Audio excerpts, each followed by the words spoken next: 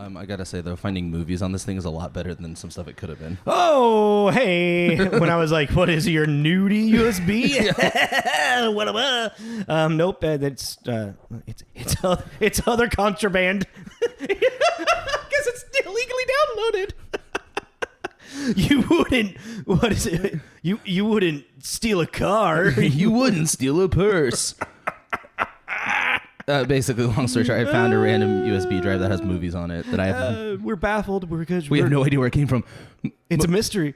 It's all uploaded in 2010 and 14. Up to it's like, and they're all like the animated kids movie, except for one Hunger Games movie. Yeah, and they're like random kids movies too, like Robots, which I mean, I like that movie, but like Over the Hedge, they're not like Toy Story. What is Over the Hedge about? I can't remember.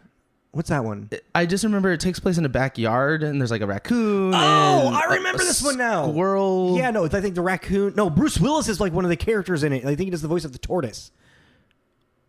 Because like the whole thing is they got to go over the hedge because they want to get to Central Park. Bolt. Who's in Bolt? Do you remember that one? It's Christian like Slater. I don't know. It's like the Flash dog. Yeah. I want to say Christian Slater. That sounds right to me. This is our next block. It was a gift from the gods.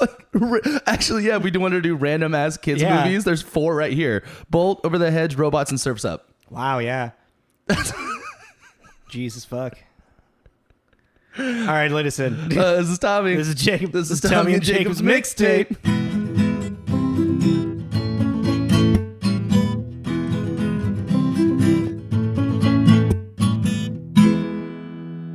Mediocre. One of the best things of this movie is its language. It's amazing. It is. Hello, everyone. Welcome back. Welcome back to our dystopian end of the world. Oh, I did a little research on the difference of what dystopian and post-apocalyptic means. Okay, and enlighten us. Fuck me. Look like you threw it in your mouth. Okay, so this is like loose definition because in my opinion, dystopian and post-apocalyptic are more or less the same thing. But what it says here is dystopian novels or stories often focus on societies and cultures that appear stable and well established, whereas post-apocalyptic cultures are more imbalanced and volatile. So, like, The Lobster is dystopian because this is post-apocalyptic. This is post-apocalyptic because it's like anarchy and and Snowpiercer, you can kind of argue both. It's post-apocalyptic because of like the volatile situations, but there is like a society and culture that's being built inside of this train, like a dystopian kind of. So, like, I mean, it's kind of it's the same idea, just wearing a different hat. Okay, yeah. Does that make sense? That makes sense. Yeah, it's like a metaphor. You know, it's like a hat wearing another little hat. Or a shoe on the head. Yeah. Or mediocre. So part 2, we are doing Mad Max Fury Road, which is technically the 4th in the series, but kind of like a reboot. Yeah. In a way. Yeah, I mean, it seems like it doesn't really matter what what happened with the 3 before. It stands alone. You can watch this without watching the other ones. Stand it up. Sorry. I don't know why I went. Godsmack in that song kind of fits for this movie in a weird way. Oh, and I was not the Scorpion King. We went to Jake and I. We just went and saw Slipknot, and I was just cracking up because we were planning on doing this movie, and I was like, there's something about it. Like, really, a Slipknot concert and Mad Max really fit together to me. Aggressive, fast-paced fire. Fire coming out of guitars. Yeah, right. Yeah. So this was let's get into I'm like, how do we start this again? This was released first at the TCL Chinese Theater in May 7th on 2005, and then had a general release. 2015. 2015. My bad. And then general release May 15th. That's when this came out. And its ratings on IMDb, it's got an 8.1. It's got a 90 on a Metascore, 97 tomato meter, and an 86 audience score. So all around, just a very, very highly rated movie. And 2 big thumbs up from Tommy. And, okay, so before we kind of get into all of this, I'd never seen this movie. Tommy knows that. This was my first watch. So many people had talked so highly of this movie. I was like, it's a fucking Mad Max film. How good can it be? I'm thinking that all the time in the back of my mind. Like, how is a Mad Max film this good? And then I see all these like high reviews, even like IMDb scores. I'm like, what the fuck, man? Okay. And then I read that it's like nominated for a bunch of Oscars. I'm like, what the fuck is happening? How is Mad Max this good? And then I watch it, I'm like, what? This movie's amazing. When I watched it too. So like this movie, I'm sure you know, I think for almost when I lived at Bellevue. Yeah, this is what you watched. For a year straight, I watched this movie almost every single night. Yeah. So I've watched it a million times, and I watched it today, watched it again this morning, and it ended, and I was like, still fucking love it. I can watch this movie all the time. It's just, I don't know if I can watch this movie all the time. I love it. It is damn good. It is fucking great. It's insane. It box office wise, it placed number 21 worldwide and domestically, same spot. Did you have box office numbers for that? Yeah. So first, the budget is one of those kind of weird ones where I got 154.6 to 185 million, which is one of the. I always find that so weird. It had such a huge budget that it didn't really make much in the box office. No, because then it grossed 374.7 million. This is an absurd budget. This is an absurd movie.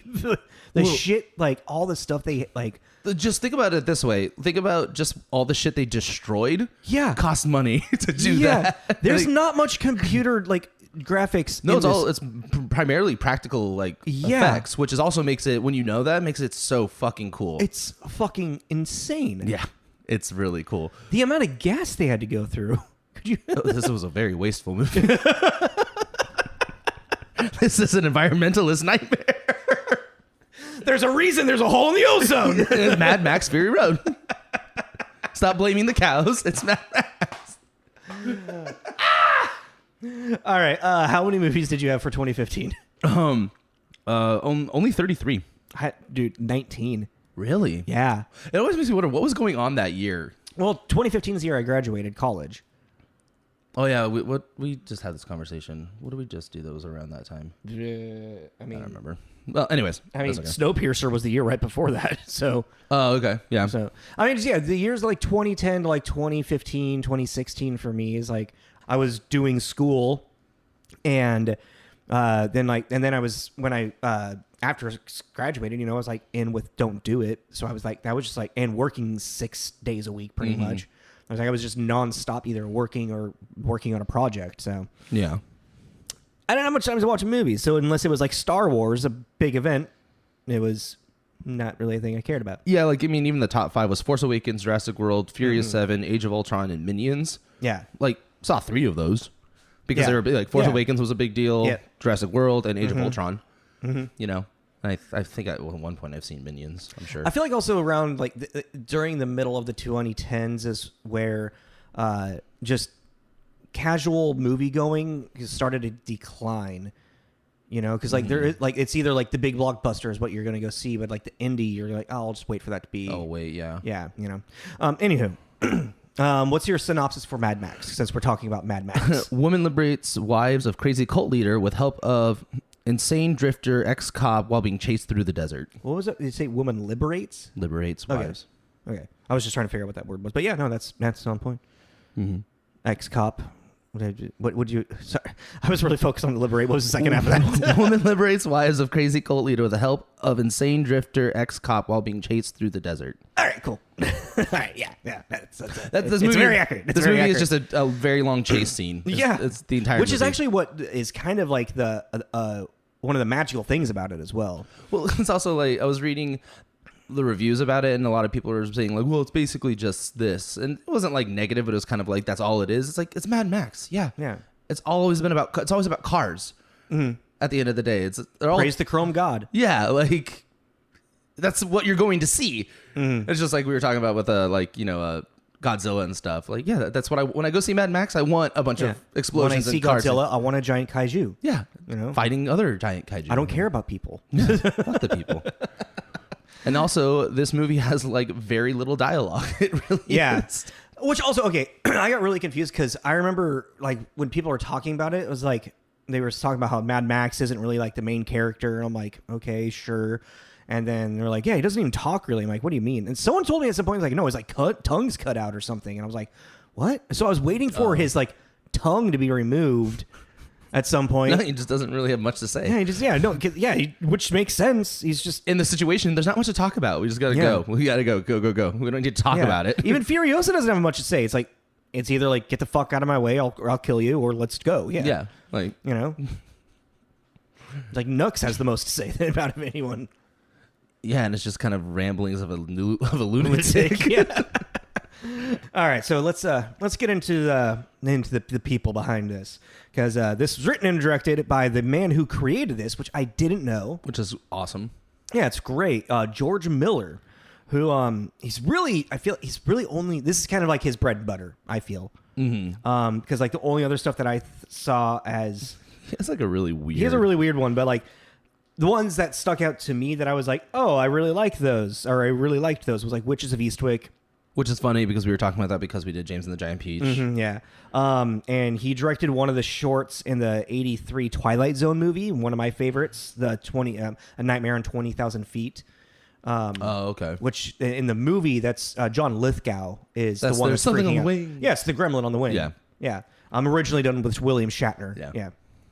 Yeah, I fucking love that Twilight Zone short. But then he is also the writer and the creator for Happy Feet. And wrote both First Babe and Beg, A Pig in the City. It's like he does these apocalyptic action movies, and then it's all about survival and then Babe and the pig in the city. Yeah, because Babe, man, that's all that survival, man. And also Lorenzo's Oil. Yeah, I mean that's who was in that? Susan Sarandon and I think so. Nick Nolte. Yeah. And then also just kind of fun little like coming up thing. They're apparently doing a prequel Furiosa called Furiosa story. Starring Anya Taylor-James. She's playing young Furiosa. Yeah. What is her name? Anya Taylor something. Joy. Yeah, thank you. Yeah, Anya Taylor-Joy. Which I also thought was kind of interesting. It was like her playing a young Charlize Theron, I don't really see. I saw them side to side and I was like, all right. It can work? Yeah. Okay. It can work. Yeah.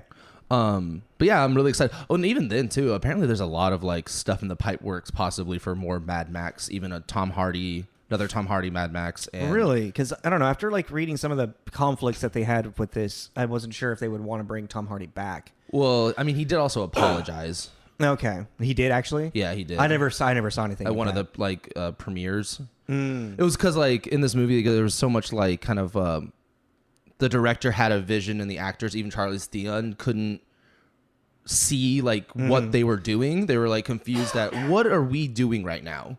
Yeah. And so there's a lot of hostility with that of just kind of like feeling aimless. And then they saw it and they were like, oh, it's just a giant chase scene. That's what's happening. That's what we were doing in this scene. Got it. But yeah, apparently Tom Hardy was being kind of like a butthead and then apologized after the fact. Well, no, he showed up like 3 hours late to set regularly while everybody was already in costume and makeup in the middle of a fucking desert. What a fucking asshole. And like Charlize Theron like called him, like he got on the set and she was like the story is like she saw him just like frolic is like I'm here, maybe not that bad, but like crossing through the like on the desert, like finally showing up on set, not like in makeup or costume or anything, and she's been in it for like 3 hours, gets out of the vehicle and just starts walking towards him, just yelling at him like how fucking unprofessional, like everybody, you like charge him $100,000 for every minute he's made every person on this crew wait. And he's like, excuse me, what the fuck did you just say to me? And I just two big personalities, because Charlize Theron is not a person that she is so business minded. Like I love watching her in interviews. I really wouldn't want to lose Tom Hardy as Max though. No, neither would I. But I mean, if he's apologized, and they've like made amends with it. And, yeah, and it's been years too. Maybe he's a little more. Yeah, like chilled out, less like ego, Yeah, and who knows? Maybe he was regular late because there was complications. We don't know. Yeah, as well. That's true. But. Yeah, so that was some of the drama that I read about this. And that's George Miller. Yeah, right? And then I'm kind of... there was 2 other people put down for writers on this, and there's only one of them that I kind of found anywhere where it was like George Miller asked them to kind of like be a co-writer with it, and that's Brendan McCarthy, who's really only like recognized as a writer with this because he's more of an he's a comic. Yeah. Well, and also like art department kind of like individual. Well, I thought is he also in art department? Because the other guy I saw was strictly more art department as well. Well, like Brendan was kind of like is known for Teenage Mutant Ninja Turtles, Coneheads, Borrowers, like special effects and makeup and stuff like that. He helped write some of the episodes for the show Reboot. Yes, I saw that as well. Yeah. So, but I also did notice while reading it, he's an artist and designer who's worked mainly for comics as well. Yeah. So like, he knows writing, but he doesn't really have much of an IMDb list, and neither the other writer that was put on there, Nick Lathoris, when it comes to writer, he has actually a good amount of acting credits. For a writer, he's just on Fury Road, and then like Furiosa, which is coming up, and an untitled Mad Max project. And like you were saying off mic too, like he was also in the original Mad Max. Yeah, as a character named Grease Rat. And also, this is a kind of a fun little thing for those that don't know about like the original. Mad Max originally came out in '79, so this is a long running franchise, and this is a long time for the fourth one to come out, because also there was talks about this for decades. Well, yeah, because one, it got put in a development hell because of the controversies with Mel Gibson. Well, and that was the thing too. Like that's a fun here. Like also put it this way too. When this fourth one was being thought of, Mel Gibson was still thought of basically to be the lead, to be Max again. But then also with the whole controversy, and then with so much time passing, he got too old. Yeah, they wanted Mad Max to still be kind of like a younger guy, so that's how long this took. It's like, oh man, our main guy just got too old. We can't do it now. There was someone else that I was reading. I'm trying to see if I can find it. Where they're like, oh, let's cast him, and then he also got kind of controversial before they could even like start using him, and then it was also way past the time for that. I don't know, I can't find it. But yeah, what else would be a good Max? Christian Bale. He actually wouldn't be a bad one. He wouldn't be bad. Hugh Jackman, Australian. that's fair. Mad Max takes place in Australia, if you didn't know that. Yeah. Okay. So yeah, I mean those are the writers, directors. But a big thing, like, bringing up like Brendan McCarthy, who like, and also, or Nick Lathoris, who was like an actor in the first one. Even like we'll talk about him in a minute, but one of the other actors that's in this, like the main bad guy, he was kind of like a minor role in the first Mad Max movie as well. There's just kind of like, it feels like George Miller has this like crew of Mad Max people that that really know what it is and really he likes to work with, because like it seems like they're all like you go down to the art department and whatnot, they're all kind of like the same people throughout the movies. Well, no, but also like a collective. But also Toe Cutter, the guy you're talking about, he's like the main bad guy in the first one. Oh, is he? Yeah, Toe Cutter. He's got the blonde, the white hair streak. I really do not remember it, dude. Yeah, he's like the main bad guy in the first one, and then he's the bad guy in this one, which is kind of cool, like a full circle. Well, that was a pretty good conversation about just the history of this too. Yeah. Do you want to go into who this movie stars? Yeah. So as we already mentioned, Charlize Theron is a. Why are you saying your name so weweird? What? How am I saying? Theron. What am I saying? Theron. Yeah. Charlie Theron. Yeah. It's our cousin. Because they would have different last names. It's cousin, mother once removed. I don't know. All right. Charlize Theron. Charlie Theron. Who you might know from such movies as Monster is probably a huge one. Yeah, she won the Academy Award for that. One of my personal favorites, Devil's Advocate. That was the first one I put down. One of my favorites as a kid, because I just thought we were talking about this a while ago, but Mighty Joe Young. Do you remember that movie? Oh, yeah. I didn't put it down, but like, that was kind of like her breakthrough. But it was also in that era of like animal movie. But kids will like it. It's a big gorilla, though. And then he gets aggressive. And then, and the Atomic Blonde is probably up there. Mm-hmm. And really recent, that Old Guard movie, which I never actually watched. Did you see that? I didn't see it. I was trying to remember the one that she just did with Seth Rogen. That was a comedy. Oh, that was actually really good. She's like a celebrity. He's like the PR writer or something. Right? She's like running for president or something. Okay, I remember that coming out. Yeah, it's really good. Like especially the scene where they do a bunch of fucking drugs and then she gets called in for like an. Oh, so you've seen it? Yeah, no, okay. It's funny. It's really funny. And then I just want to Aeon Flux because that seems to come up every now. When I wrote down Aeon Flux, I was like, oh yeah, we did that, and then I immediately was like, oh no, that was Ultraviolet. Those movies are cursed. Fucking shit. I was like, didn't we do that? Nope, it was Ultraviolet. I also put down Hancock. Because I want to still want is that the Will Smith? Will Smith one. Yeah, okay. Because I have a offbeat superhero movies that I blocked that I still want to try to do. There was that in like my super ex girlfriend. Something like that with Luke Wilson and Uma Thurman. Yeah. Mm-hmm. And then Arrested Development. Oh, I forgot she was in that for a minute. The MRF. Yeah. Well, who was Mr. F? Oh man. Definitely not PC anymore. It wasn't then. I know. It's so good. And probably up next would be Tom Hardy. Obviously. He's Venom. Yeah, Reverend. Dark Knight Rises as Bane. Mm-hmm. Star Trek Nemesis. Yeah, that's the first thing I ever saw him in. I just didn't know who he was. I never realized that. Yeah, same. Because he's little. The first thing that I was watching there, when I was making this list, I was looking at his IMDb list. I was like, when I saw Inception, I was like, I knew who Tom Hardy was, but I didn't know. I was about to ask you, who is he in Inception? I don't remember him in Inception. Oh, he's the guns dude. So just like for a minute? He's like part of the main heist. I don't remember him at all in that movie. Weird. He's just part of the crew. I wonder if it's one of those things like I saw Inception and then I realized who Tom Hardy was. You know what I mean? But it's like when I knew who he was already because I'd seen Bronson. Like even in Rock and Rolla, I didn't realize he was in that until later. And I'd seen Rock and Rolla before as well, but like I don't know, he kind of melds into his roles where like he's a wonderful actor. Yeah, but it's like even then like Rock and Rolla, I watched a bunch of times and never realized that he was Handsome Bob, and then later on I was like, oh shit, the same thing with Nemesis. I was like, is that baby Tom? That is baby Tom Hardy. Like, oh, interesting.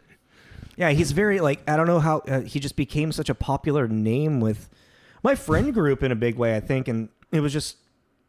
I just knew who he was, and I was like, then when looking at his list, I was like, how did I know who he was? And I don't know. But I would recommend Bronson to anybody who likes cerebral. That's on my list. Cerebral films, and Tom Hardy. If you want to see Tom Hardy naked, full frontal, I'm just throwing it out there. In case you're curious, yeah. But yeah, let's move down. Let's do Nicholas Hoult next. Nicholas Hoult, which you probably recognize from. Honestly, I think the most recognizable thing is X-Men as Beast, and then next to that, I would say is his role in the first season of Skins, the main character of the first season. I forgot he's Tony. I forgot about that. Yeah. And then About a Boy with Hugh Grant, which is when he's a kid, a very cute, feel-good movie. He plays Tolkien in a J.R.R. Tolkien movie I saw that. I have never heard of before. I want to watch that. I was like, well, I saw that and I was like, oh yeah, that did happen. Oh, wait, what? I was like, where did this, what? How did this movie happen without me knowing? And then I think his biggest one on like IMDb is like Warm Bodies. Like the independent zombie movie where like a horror rom-com. Yeah, because it's like some zombies kind of have a little bit more like mental capacity. He like saves a girl from I've seen it attacked. multiple times. Actually, I really enjoy it weirdly. I don't think I haven't seen it. It's like a weird. It's not good, but I don't know. There's something about it that it's unique. Yeah, it's fun. It's a weird indie rom-com. Yeah, it's a weird indie rom-com. And then I think John Malkovich is like the bad guy. Is it John or is it the bald dude that is the horrible lawyer in Community that's friends with Jeff? A horrible lawyer. No, that's Holt's best friend. His zombie friend. Okay. Yeah. Ray something from Hot Tub Time Machine. Yeah. Is that who you're talking about? Yeah. The Motley Crue guy. Yes. Yeah. I just want to double check if I'm like totally crazy. Oh man, I could quote. Oh yeah, John Malkovich is like, well, John Malkovich is the father of the love interest. Okay. And he's like very kill the zombies, and she's like, no, but he's still human, and he's like, no, I had to kill your mother because she turned. There's a metaphor in there. Sorry. Yeah, it's a metaphor, fool. Rob what's Cordy. A metaphor? Rob Cordy. That's who you're talking about. Yeah. That's his name. But anyways, sorry, random. But Warm Bodies actually, it's a fun movie. Let's do Immortan Joe. Yeah, Hugh Bryan. I don't know how to say the Hugh Keays. I didn't write him down, so 1 second. Hugh Keays-Byrne. Keys. Byrne. Hugh Keays-Byrne, who was in the original. Do you know how to read? Sorry. It's that thing. I think it's. You might be dyslexic. I think it might be the thing. Ever since you pointed it I'm out. such an ad. Like, do you know how to read?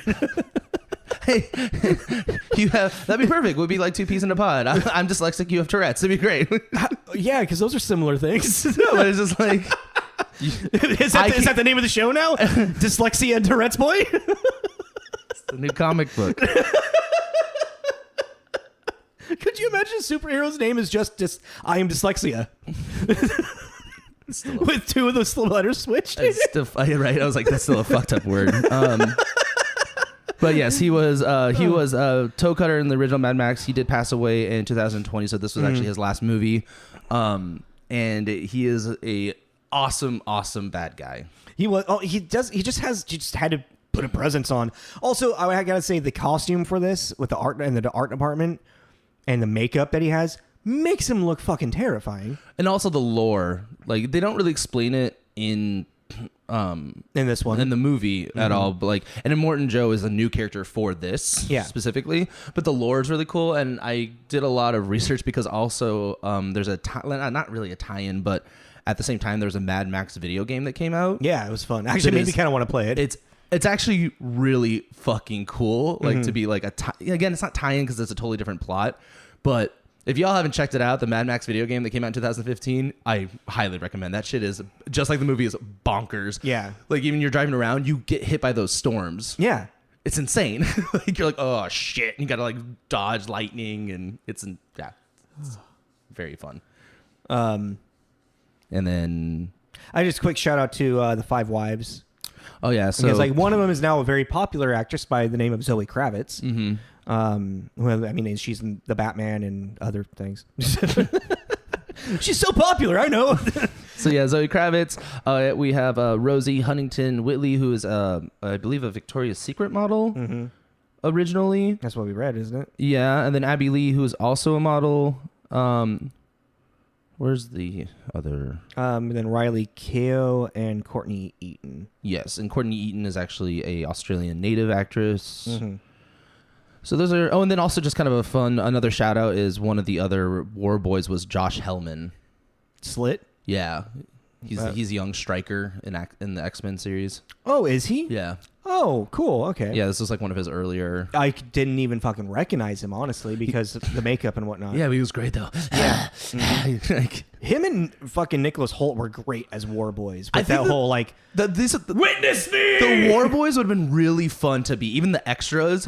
Yeah. It's like, be crazy. Like, actually, I was thinking about that when we saw the Slipknot concert. The percussion people made me think of War Boys. Oh, that makes sense. The way they're hanging off the edge and they're just like like they're really... There's definitely a post-apocalyptic feel to the characters or to the people, the personas that are Slipknot. Yeah. You know? But that's pretty much everyone, I would say. I mean, there's a lot of people in this, but those are like the main... I'm just curious real quick. Yep, I did recognize him for that. I just realized that. What? The guy who plays Rictus Erectus, the big brother, he's a former WWE wrestler. He's also the guy that Brad Pitt fucks up in Troy. Oh, cool. That like really that's the coolest scene of that entire movie. Yeah, no, he comes up just yeah, like that's probably the coolest scene in that entire movie. I remember me and my buddy Tyler just like jokingly like recreated like standing far and like one of us running and jumping up and like pretend like we punch the other one and like it's a fucking He's also in Mortal Kombat, the newest one. Reiko? R-E-I... Oh, Reiko. Right, who's Reiko? I don't remember. Okay, you just said that like, oh yeah. Because I can't, it's in my mind, but it's not there. Oh, he's also in Fearless. I remember that too. We're spending too much time on this guy. Well, because he's in actually more than... He's in a lot of stuff I recognize him in, actually. I'm like, oh, cool. But yeah, so that's pretty much everybody. Nathan Jones, big dude, yeah. The big guy. And you like to yell his name a lot in this movie. Yeah. You just gotta... Richter! Like, we get it. You're okay, calm down, big boy. I mean, he was very Erectus. Rick just you're right. The language in this, man. Yeah, it's great. That's so good. And also not one real cuss word, which I thought was very interesting. Right? I mean, there was schlanger, which I think is Australian slang for like a dick. A penis. Gee, I wonder what that could be. Yeah, I think that's the closest thing I heard. Let's go into reviews. What do you got for reviews, actually? So on Metacritic, the critic reviews, there are 50 positive, 1 mixed, and 0 negative. Sounds about right. Yeah. And the one I picked for positive just because I was curious what you thought about it. So Ty Burr at the Boston Globe. I also think it's funny that we've been doing this. I'm starting to recognize actual critics' names. Hey, look at that. I'm like, oh yeah, I know Ty Burr. Ty Burr, the shock really is how tender Mad Max Fury Road ultimately becomes. The film just wraps that tenderness in one of the most epic action extravaganza of recent years. It's enough to renew your faith in movies. Which I thought, actually, I was like, at the end, yeah, there actually are some really tender moments in between these explosions and murder and death. Like, do you want to touch my tenderness? Sorry. Gross. And then the one mixed didn't have a lot of options. Yeah, of course. There's always this name. Mick LaSalle at San Francisco Chronicle. Yet all this wit and effort and occasionally beauty is in the service of a movie that is little more than a 2-hour chase scene. One that seems founded in the assumption that if you show one set of people chasing another, that's enough to get an audience excited. Oh no, let's hope they don't get caught. I'm like, well, that's what I want it to be. I want it to be a big chase scene. Yeah, what's the rating on it? 50 out of 100. Oh, so that's kind of like the lowest you can get for a mix, really. Yeah. So, yeah, I mean, they're not really wrong, but it's just like you're taking the joy and the fun out of it. It's like you missed the point. Yeah, like you're looking for something in this that was never going to be there. Which, I mean, which there is. It is in there. They're just not looking at it with the right lens, I feel like, Yeah, considering the previous review. Like, there is a tenderness level to this. And not only that, but like this, I mean, I was... one of the big, I remember going in this when everybody's like, it's actually super feminist. I'm watching, I'm like, how is this? And then when after we get the revolution of what Furiosa is actually doing, how she's pretty much saving these women from sex slavery. And then it breaks down all of and like breeding. Yeah. And then also it breaks down into like there is no need for a love connection between Furiosa and Max. That's what was cool too. There's just a bonding of surviving. There's a respect between the two, And it's cool how it starts off too, because it starts off with them kicking each other's ass. Yeah. And she fucks them up literally one-armed. Like, No, I was actually very surprised how like the feminist lens comes later, and it's not forced. It just I don't think George Miller, when he was writing this, was expecting to be like, this is pro-feminism. He probably was like, oh, okay, I was just trying to write something about survival. I remember his wife helping out and getting involved in like her point of view on stuff. That's fair, yeah. Because even at the end of the movie, there's Nux and Max. All the rest are women that are like fucking shit up. Yeah. And no, yeah, there's like the whole city that's clearly a matriarchal type of city, like only women type thing. It feels like, because as soon as like Nux and Max show up, they're like, who the fuck are the men? And she's like, what? Yeah. Useful. Or what does she say? Oh, I don't remember now. She says something like useful. Yeah. Or reliable. Reliable. Yeah. Reliable. They helped us get here. Yeah. They're here to help. And I'm just like, dude, it was fucking goddamn so fucking good. It's fucking okay. So let's get into it. What? So it is like a 2-hour long car chase scene, but what makes it good? Like, where is it? So like, what are the themes that you see in this that actually like make it? I'm gonna elevate the script in a great way. Well, I'm going to leave the theme thing to you because I'm not very good at that. But I will say that something that also, like, just from a story standpoint, it's good because it has great world building with very little information. Yeah. It's very much take the carrot, but you're not angry about it. Yeah, you can. It's a lot of establishing moments to make a clear, distinct. This world. This is why this is how it is, and that's it. This is it. You get You get that Max is being captured and is going to be held captive, and then you also get the introduction of like the lack of water. This is very a water world moment right there. Let me give you the water when he's throwing out the spam. Yeah, well, what I was also going to say, and even at the beginning with the opening monologue, Max is a broken man. Yeah. You don't know why, especially if you don't know the previous movies, which you don't. That's what's crazy about it. You don't need to, because they do a really good job of just being like, quick flash of like what happens. He's haunted by mistakes in the past, and he's basically been running from them ever since. And he is now mentally broken, and he hallucinates and hears people, and that was just cool. And then he even basically says, always running, and jumps in his car, takes off, which I love too, because there was like long silence. He drives away and it's just quiet. And then suddenly they all come like hooper and hollering and they're chasing. Yeah. And like immediately, okay, well, the chase scene starts within 2 minutes of the movie. Yeah. No, because even like when he's like getting tattooed and about to get branded and put into a cage, it's another chase scene of him trying to get out. Until Did you by chance pause it and read? I was able to read some of it, and it's all information about him. I like that it gives that quick information of what kind of blood donor he is. He's universal blood donor. His piss is okay. Really? Yeah, it says piss okay. And it's circled. That is awesome. Again, I'm like, this world, man. Because whatever they can get for a fucking refreshment, Well, and it's just like everything's a resource at this point. Yeah, everything. Yeah, exactly. So I mean, I think the biggest theme for this movie truly is redemption. Yeah. I mean, our three main heroes have a redemption story for themselves. Yeah. We don't necessarily get fully what Furiosa's is, what she's looking for in the redemption, but you feel it and you see it, and she does say it. And it's very, to me at least, very clear the arm has a lot to do with it. Mm-hmm. Which I would be really cool to see what happens in the Furiosa movie. Then she's got one arm. I'm sure that's going to be like at least the halfway point or the end of the movie. Mm-hmm.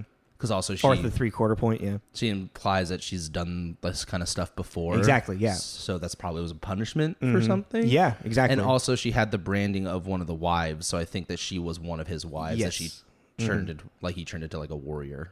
Maybe because she was able to fight. He was like, well, then you'll be my warrior slave. Yeah, not my warrior, not my wife's slave. Obviously, revolution is a good theme within it. Just slavery, sex trafficking and slavery, and so I guess like within all of that, I have a question for you: is how does this reflect into our modern society? That's how you find the themes, man. What is it saying about today? Why did it make? Why did we as an audience watch it in 2015 and be like, this is really good because it's saying something about us right now? It's a reflection of us. What kind of end of the world do you want? I mean, which one do you think you'll do better? I mean, you can really think about the whole idea of like social stratification, like what was in Snowpiercer. You have the hierarchy, the 1% that have all the water, and they're just trickling it down onto those below them. There's a reflection of like what we as a society feel with the rich and the rich and the powerful. Yeah. One is even that whole thing. Don't get addicted to water, like making it almost water is a negative thing, right? Yeah, even though it's not. Yeah, like it's kind of a big deal. It's like you kind of need it to live. Yeah. Because don't get addicted to water because you will learn to resent it. I was like, that's some gaslighting bullshit right there. It's Stockholm syndrome. It's brainwashing. Yeah, it's complete brainwashing. But like when I was reading some stuff on it, I came up with redemption as I felt like was the biggest like theme for this movie. But George Miller, he stated that survival is really the key thing, because he's like, that's what every Mad Max film is about. It is about the survival in this post-apocalyptic world and the means that it takes to survive. Yeah, which is why it gets so brutal, because there is no law really anymore. It's like it's a breakdown of society to where like it's when you're like The Walking Dead. It's like there's these people killing people all the time. Well, there's law. It's just based off one dude. Yeah, law within a society, or like one group of people. And Morton Joe seems to have a lot going on around it, because like they're doing like a run for ammunition and gas, right? Like, but it's not a trade. I feel like I think it's a trade. Is it a trade? I think it's like a drop. Like we'll drop this off. You give us this. Yeah. Okay. So it is a trade with another group, essentially. With the Bullet Farm. Yeah. And. So a Morton Joe controls the water, the Bullet Farm controls the ammunition. And then Guzzling, which is gasoline. What was that? Guzzling Town or something like that? Yeah, they control the gasoline. They make the gasoline. Yeah. Or So they control it, just have a constant trade going around. Well, because he was trading water and mother's milk. Yeah. And because he's lactating all of the pregnant women. And like storing it as a tradable. It was a weird scene. It was really weird. He's also like, is that one of his children? Like the little small guy, little dude with the seeing eyeglass. Yeah, because he says, Rictus, go see what's agitating Dad. Yeah, that's right. Because I think that's the whole, and that's like a kind of an interesting thing too with the whole Mad Max. It's like this is definitely some sort of like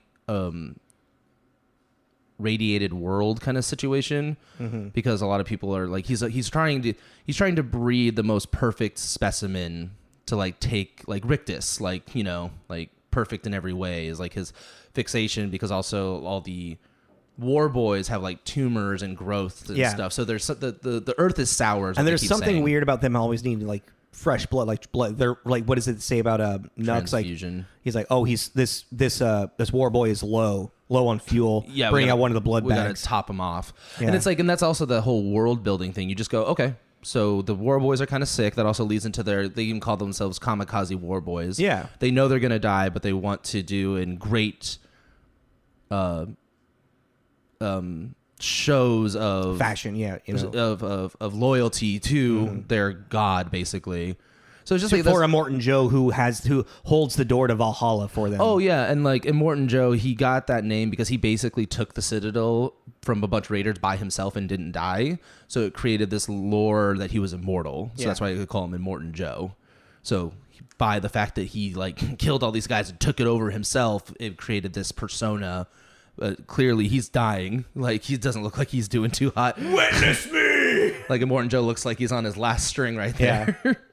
Yeah, and his design was so cool. It is really fucking cool. It makes him look so intimidating. He's like huge and just like, you know, I don't know what it is with like those General Grievous, Darth Vader breathing mask things, but they do the job really well. And he had the sack. It's just unsettling. You know, and he had the moving like breathing sack on the back. Yeah, he was cool. So going back with redemption. Sorry, I went on a. Oh no, that's fine. No, because that's all very important stuff. Because like I'm gonna bring up like our three main characters and their journeys essentially. All right, let's do it. Well, I guess. Do you feel that Furiosa is more the main character of the story, or do you think it is still Mad Max? I think it's Furiosa because she's the inciting action. Okay, that's fair. But so Mad Max, it's like he just happens to be the journey, the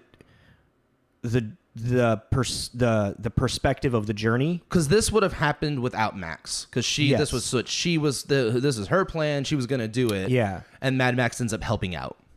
So I'm trying to think of like, if in a story sense he is the vessel for her story.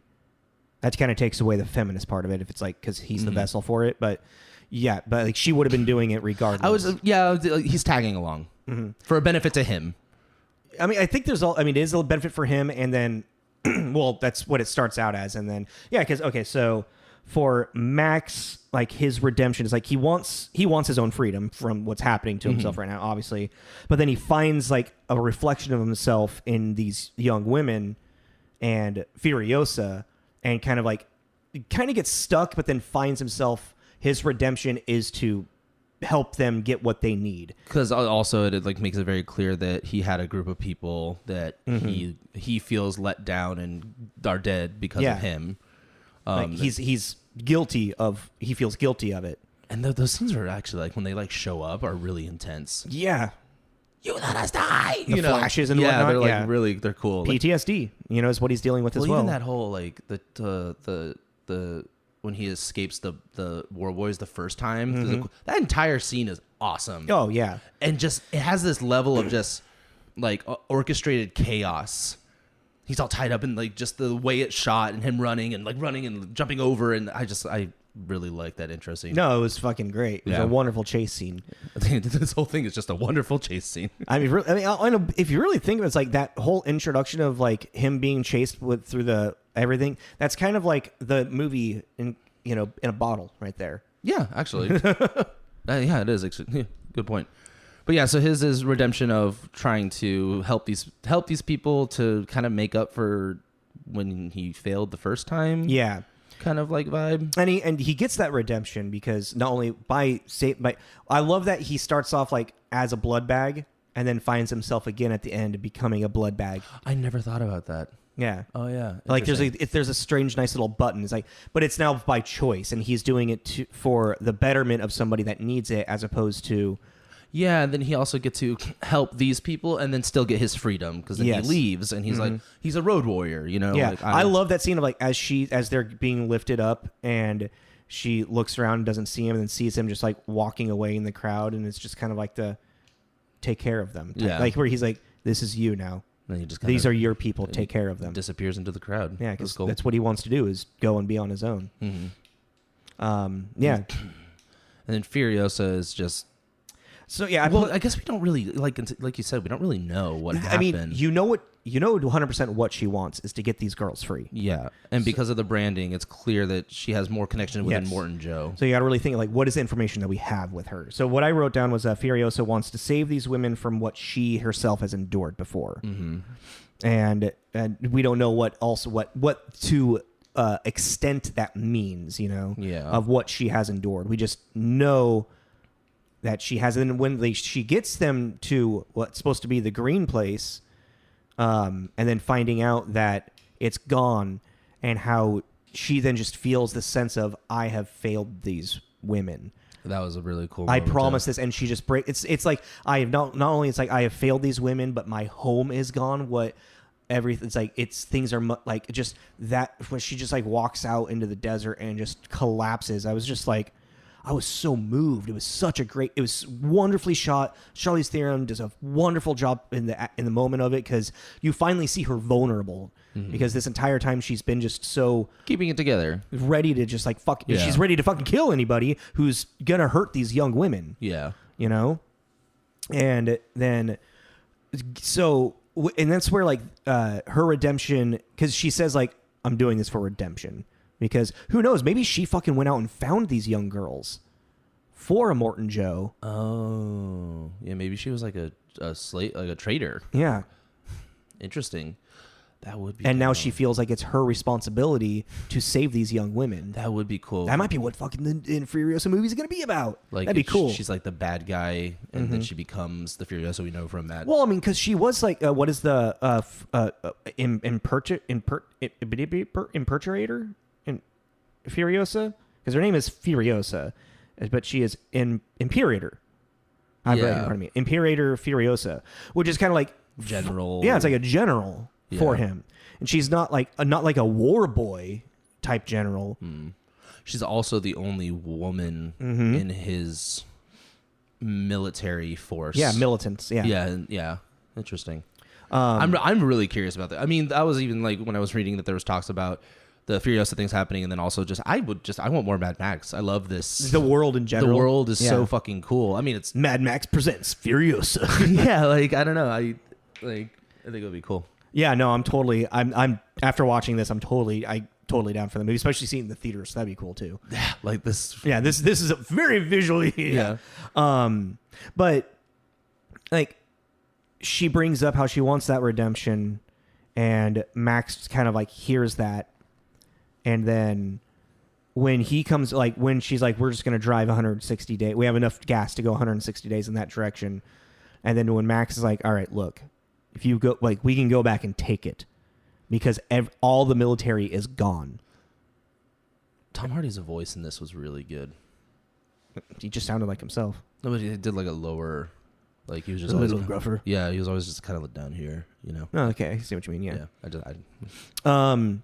For the 5 words he said. So like when they finally when they decide to band together, is at that moment is when they both are now having their redemption arc kind of joined. You know, it's like it's all or nothing. It's all for glory. Well, not all for glory, but you know what I mean. Yeah, it's all or nothing. Yeah, because he even says like you can go 160 days that way, all you'll find is salt. You can go that way, and maybe it's like you can die that way, or you can maybe. It's like even Nuck says it's hope. It's like, hope is that way. There's and then what is there's also there's what Max says earlier on.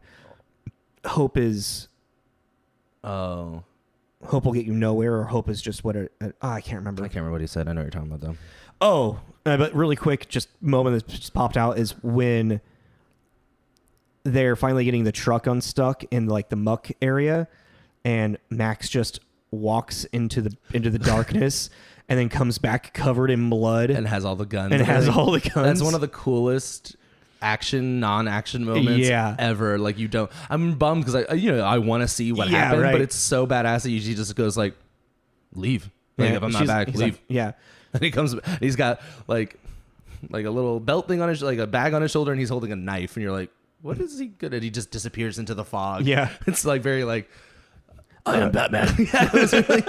No, I love it. And then you were born from the dog. He is Bane. I love when he comes back and he's like covered in blood. And one of the girls are like, "Are you okay?" And then Furiosa is just like, "That's not his blood." Just like, I just realized I also royally fucked that Bane line. Oh yeah. How often do I fucking misquote everything? You simply adopted the dark. I was born in it. I was groomed. And then Nux, I feel like he has one of the more interesting redemption arcs. Like his character, I think that I was really surprised because when I saw like the cast list and I saw that he was like one of the war boys, I thought he was going to be kind of more of like a main antagonist like with a Morton guy. Joe. Yeah, because he is a war boy, but for that realization of Immortan Joe using him as a puppet, essentially as just a fodder, and the lack of actual care for this, because like the whole thing for war boys is to die in glory, and there's a whole like they spray like chrome spray paint onto their mouths. And there's a whole like Norse kind of like Valhalla, die in glory, and you will dine with Immortan Joe in the afterlife. He will lead you to the gates of Valhalla. Yeah, witness me.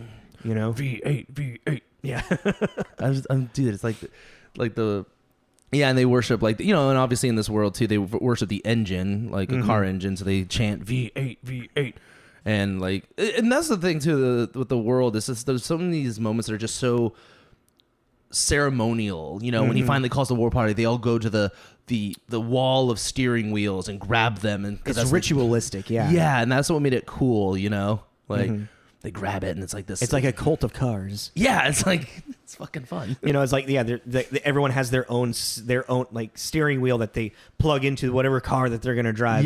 Their steering wheel is like, it's a representation of them. It's an extension of who they are. It's like, I don't know. The whole idea is cool. It's like their lightsaber. Or like, like in what are they called in Lord of the Rings? No, I don't know. The horse. I'm totally blinking. Rowan? Where were you when the West? Oh, fuck it. God damn it. I'm so angry at myself. I can't remember what they're called. But, it's like a whole culture around. Nerd fail. For real. Oh, that's going to bug the shit out of me. This is what I have written for Nux, though. So let's get back on to Mad Max. Nux wants glory until he discovers it's empty, then seeks redemption, and then finds true glory. Yeah, and also I think a big key to that too is, like you were saying, just from the amount of forces being thrown at Max and the wives, and the amount of just disregard for what were his brothers before, I think is also a big thing that he's starts seeing. Yeah, it's like these people actually genuinely care about each other. My brothers only care about glory for Immortan Joe. Yeah. You get into a fight with Slit in the beginning and they're arguing about glory. They're not like, no, Nux is like, no, that's my wheel. I'm the driver. You're my lancer. Yeah. And then Slit is like, well, maybe it's changed. And then they decide to, wrap up. That's how this kind of all starts, with Hardy on the going out. It's like, they take my blood and then they take my car. It's like, yeah, Nux is hooked up to Mad Max for a blood transfusion, pretty much. They're going to just drain Mad Max dry for Nux to live, pretty much. He's literally strapped to the hood of a car. He's strapped to the hood of the car with this mask grate on his face so he can't bite back or whatever, and with a fucking blood tube from his neck going and attached to Nux, who's driving like a maniac. It's just fucking all over the place. It's so crazy. good. The cars are sick. They're so over the over the top. Like cool. this isn't in this world. They're like this is the kind of car you want. Like, Yeah. But yeah, so for Nux, it's like, yeah, he has like all of these like these almost moments of glory for for Immortan Joe and for Valhalla. When he sprays the chrome over his mouth and he's like, like I love that. That's the whole thing is like for the chrome gods they spray and then they say witness me. And then they yell back, witness. Yeah. And then if they die really stupid, mediocre. It's like they're judged immediately. And I'm assuming that chrome stuff is like a drug, right? Like an adrenaline. Pretty sure just spray paint.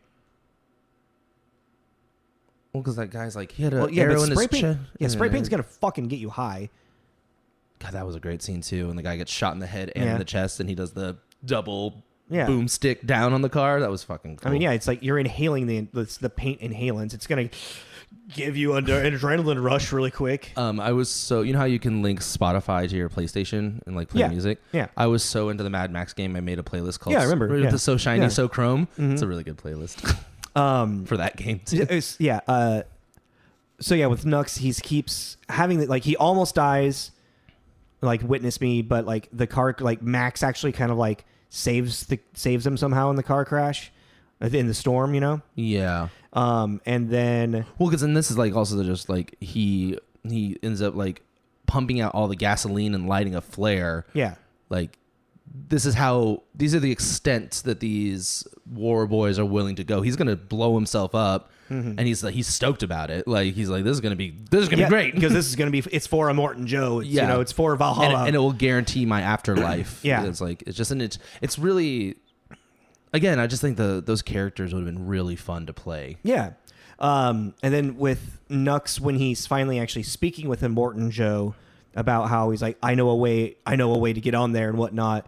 And when he like jumps across and he like slips on the fucking car, Immortan Joe calls him mediocre. Yeah. He's like, yes, do this and you will have your time in glory. I myself will take you to the gates of Valhalla. Yeah. And then it takes one, and then it just, you can see it's like at that moment, Nux breaks, and he's like, he does, because then they just continue on and just try to murder everybody. Yeah. And like, and then when he's found by one of the wives, and then it's the first time he's probably ever like felt someone care for him. Yeah, that's almost like a mother, like a motherly aspect, like like petting his head and just like it kind of turns into a romantic thing, but initially it's just a nurturing kind of like, and also it's like we were saying too, it's very clear in this world, it's a very in Immortan Joe's world, it's a very man dominated, 100%, yeah. Fuck V8, like it's a very like. Brutal, tough, not very nurturing environment. You know, and he Nux gets the beginning of his redemption when they're getting stuck in the muck. I mean, actually, I just wanted to bring because we're getting to this point too. All the bad guys are great. Yeah, even the brief moments that we see of the people eater and the bullet farmer, they're just solid bad guys. They're just. Did you notice the people eater nipple piercing? Yeah, that he's just kind of casually caressing the entire movie. And he has giant, enlarged feet. Yeah, like, and the nose. Like I'm assuming I was getting some like Dune vibes off that. Oh, like the Baron or whatever. Yeah, I could see that. So yeah, I mean, Nux kind of starts to find his beginning of his redemption. Like he's like, no, I want to help. They don't really trust him, but then as like the hectic, it's like, well, it's either they have to trust him or they're gonna die.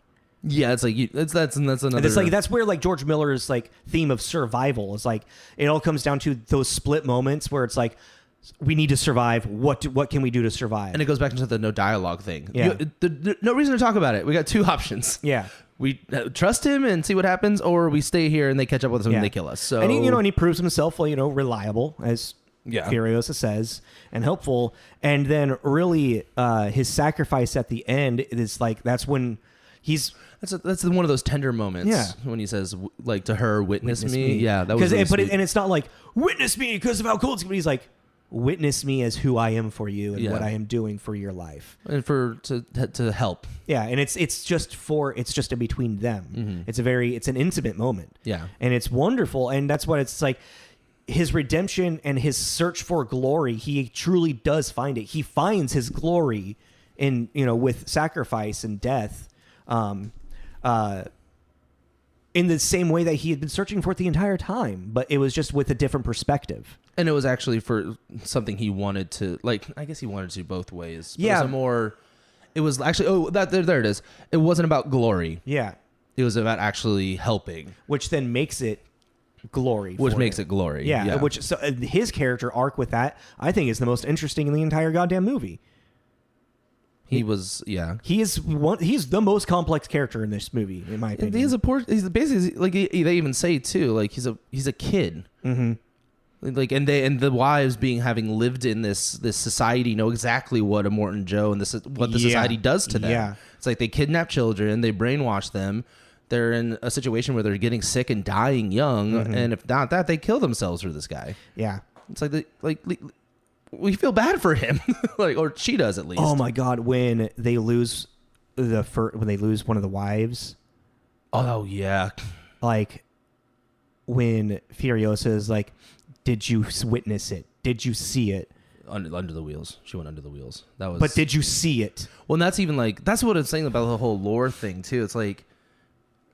And then Morton Joe has this whole moment where you think he's really really heartbroken that Splendid is dead, but you find out it's just about the kid. Yeah, he has her cut open to see if the child's still. We can and even get it out, get it out, it's a fucking. Was it a boy? Like it was a pickle in a jar. Yeah. It's no, he's a very evil man.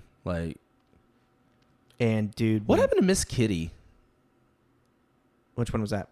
When the women are first, and he goes to the vault, and there's that older woman. She was taken with him. She was in the car with him. Yeah, no. The last time you see her is during that whole take the baby out scene, and then what happened to her? Oh, I don't remember. I mean, I'm assuming she died because everybody died in that goddamn car chase, pretty much. I did find out that the pole guys, the pole bad guys, were Cirque du Soleil performers.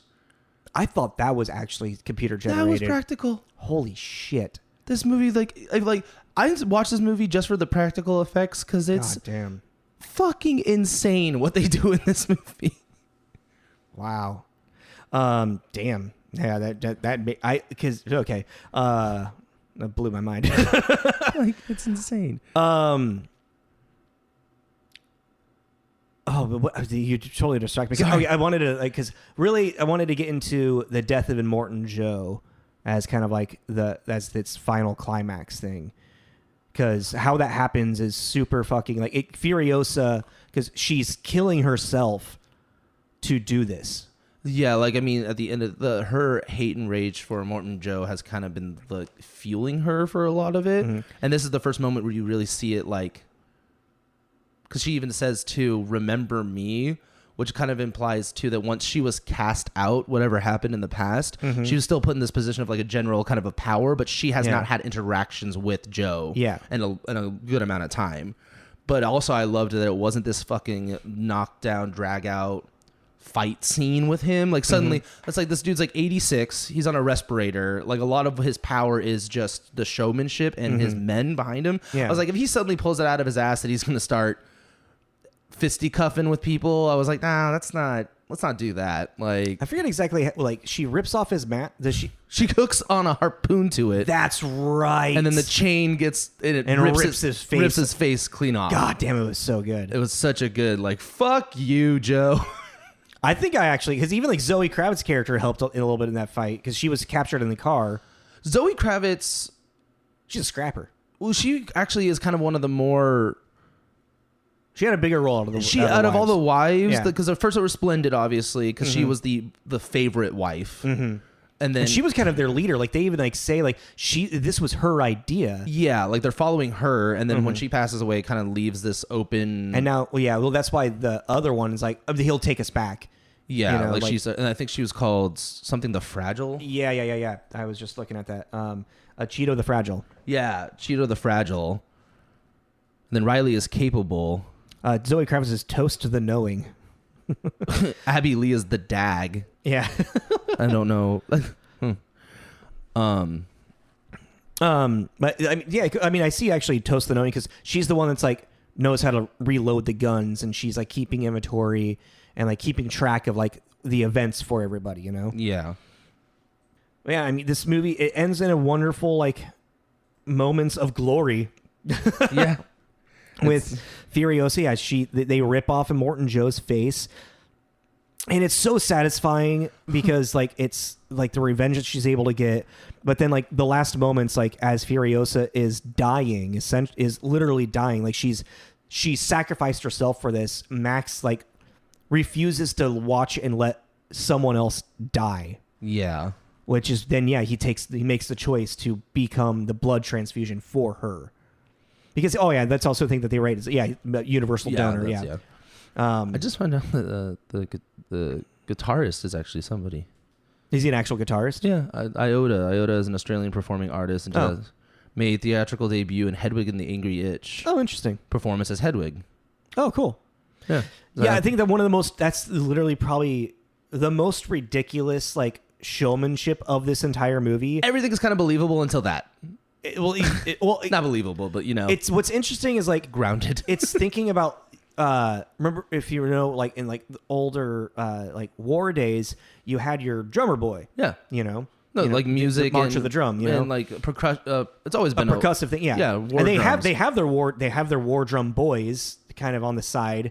But then, just like this over the top. I kind of want to explain to people what it is. It's a giant, like kind of like slanted car. Yeah. All on the back is a bunch of drums where people are playing drums, and then the front is a bunch of speakers with a suspended guitarist shredding on it, who literally has no eyes. Yeah, and is wearing like he just got like a red like wrap around his face. Yeah, and is just shredding on this guitar. See his teeth. He's like.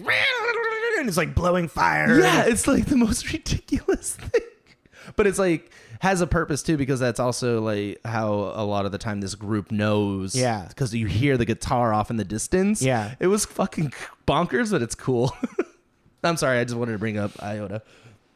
Oh man. I don't know. Do you have anything else to really say about the movie? Because like I feel like because we get Furiosa getting Rosen at the end, like they come back and they reveal Immortan Joe's dead. Mm-hmm. And pretty much all the war boys are dead as well. Well, then, like, there's the war pups that are left. Max, like, kicks off the body of Immortan Joe, and the people below that live on the squalor, the poor people, basically, rip them apart. Mm-hmm.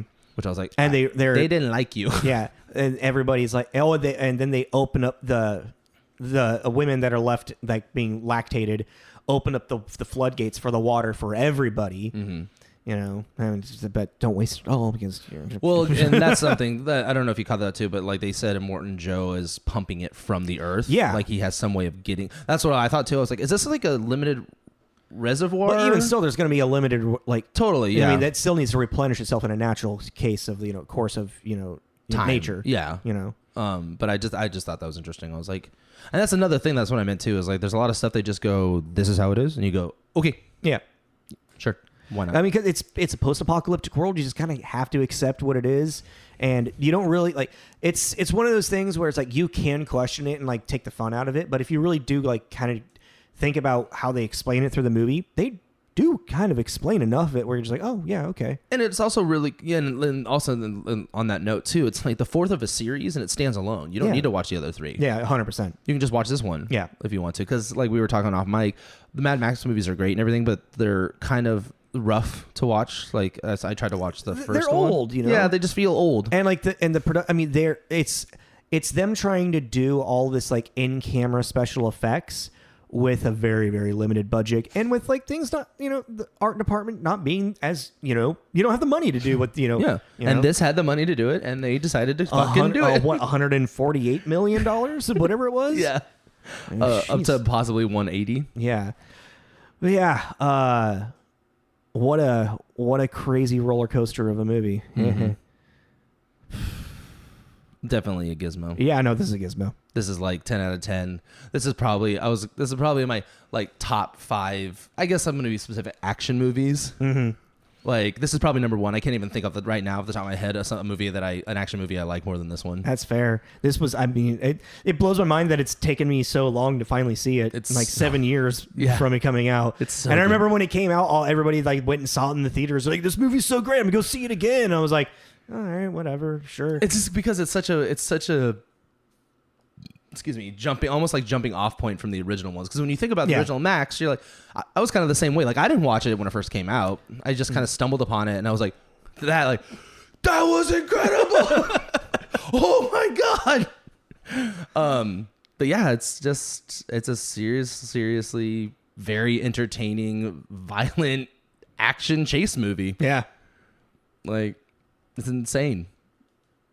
And everyone is really well casted. It's well acted. The music's great. The cinematography. There's like nothing. The music's great. The cinematography's great. There's like nothing wrong with it. Yeah. And also, what's kind of cool about it too is that they wanted to make it a apocalyptic movie that was bright and colorful. Yeah. Because so many of these movies are dreary and sad. Like this is like oh no. But the world of Mad Max isn't dull like that. It's violent and but explosive. But it's also like, it's not like, oh no, it's the apocalypse. It's more like, fuck yeah, the apocalypse. It's like, check this out. It's like it was 10 Academy Award nominations, including Best Picture and Director.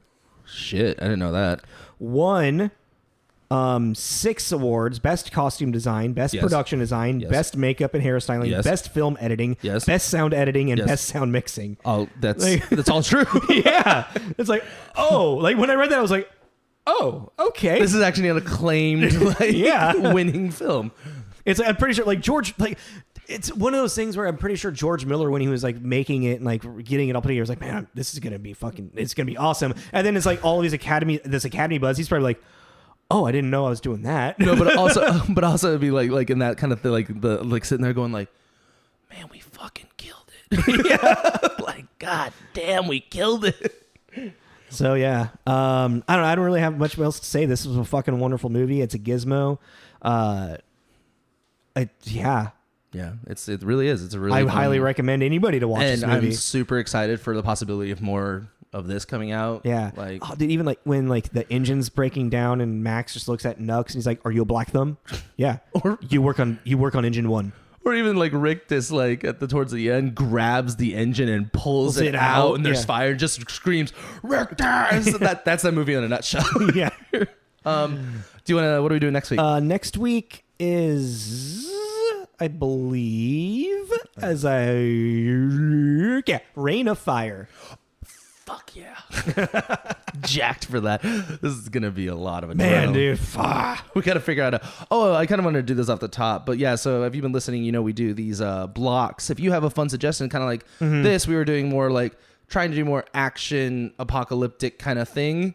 Like kind of specifically with an action idea. If you have another idea for kind of a weird, obscure kind of combo that we could do, let us know, because we always come up with this. It doesn't have to be action. No, just we're just saying like a genre, like a mix, like whatever. Yeah, just a fun like block that we could do. Because also, if you give us one, then we have to find movies to put in it. Yeah, which would be fun. That's always fun to like do. And you can also start with like a movie, like start off with a movie, and then we could and like what you're saying, like that's genre breakdown is. Yeah, that'd be awesome. So, if you want to let us know. So join us next week for Rain of Fire.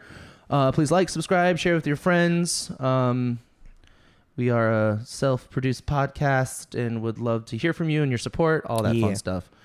And let us know what you thought of Mad Max. Yeah, we'd love to hear from you. If you watch it, or when you do watch it. This is Tommy. This is Jacob. This is Tommy and Jacob's Mixtape. Later, y'all. Bye.